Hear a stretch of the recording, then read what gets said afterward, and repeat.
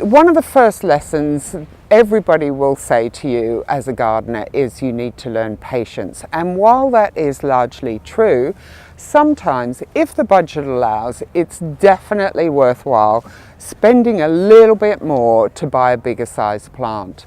And that's particularly true of the shrubs, because shrubs form the backbone of the garden. They add form and structure, and they tend to be slightly slower growing than the perennials, which will quickly fill a space, whereas shrubs just take that little bit longer to grow and fill out.